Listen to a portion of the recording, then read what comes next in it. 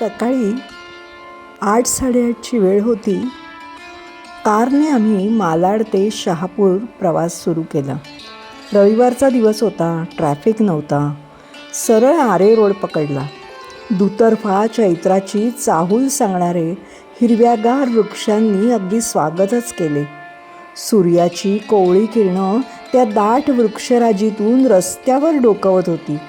नव्या कोवळ्या पोपटी पानांवर ती सूर्याची किरणं जणू सोनेरी मुकुट घालून त्यांचा सन्मान करीत होती. मंद वाऱ्याची झुळूक, ती हलणारी चमचमणारी पानं मन मोहून टाकत होती. या सगळ्याचा आनंद घेत कार सावकाश चालली होती. कसलीच घाई नव्हती.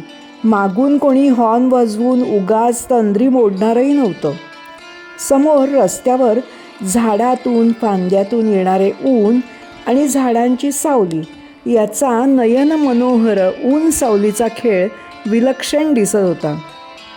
आठवण आली की या चलचित्राला संगीताची जोड द्यावी आणि योगायोगाने गाणं समोर आलं. सहज तुला गुपित एक सांगते दुपारी, डोळी आता अलीकडे प्रीत माझी लाजरी. सुमनताई हे गोड गाणे गात होत्या. त्याचा ठेका इतका सुंदर आहे ना की आपोआप ताल धरला गेला. ते नवथर तरुणीचं गुपित ऐकताना मी नकळत माझ्या काळात गेले. नुकताच गुढीपाडवा झाला. वसंताची चाहूल लागली. गोठलेलं चैतन्य चैत्राच्या स्पर्शाने जागं झालं. हा निसर्ग पाहत पाहत प्रवास करणं यासारखं सुख नाही. आरे कॉलनीमधून बाहेर पडलो. मधला सिमेंटच्या जंगलातला रस्ता कधी संपतोय असं झालं. 1 तासाने पुन्हा एकदा निसर्गाच्या रम्य सानिध्यात प्रवास सुरू झाला. काही झाडं आपला पर्णसांभार उतरवून जणू ध्यानमग्न बसली होती. त्यांच्या पायाशी वाळलेल्या पानांचा ढीग साठला होता. वारा हळूच येऊन काही पानांना प्रवासाला घेऊन जात होता. त्या झाडांना पाहून कुसुमाग्रजांची कविता आठवली. आड वाटेला दूर एक माळ, तरु त्यावरी एकला विशाल, आणि त्याच्या बिलगुनी या पदास, जीर्ण पाचोळा पडे तो उदास. पण काही झाडं मात्र चैत्राच्या स्पर्शाने पालवलेली हिरवा शालू नेसून सजलेली होती. आंबा, जांभूळ, करवंद, सप्तपर्णी, कदंब अशी झाडं अगदी हिरवीगार झाली होती. काही झाडांना नुकतीच लाल चुटूक कोवळी पानं आली होती. पूर्ण लाल पानांचे ते वृक्ष हिरव्या वृक्षांमध्ये अगदी उठून दिसत होते.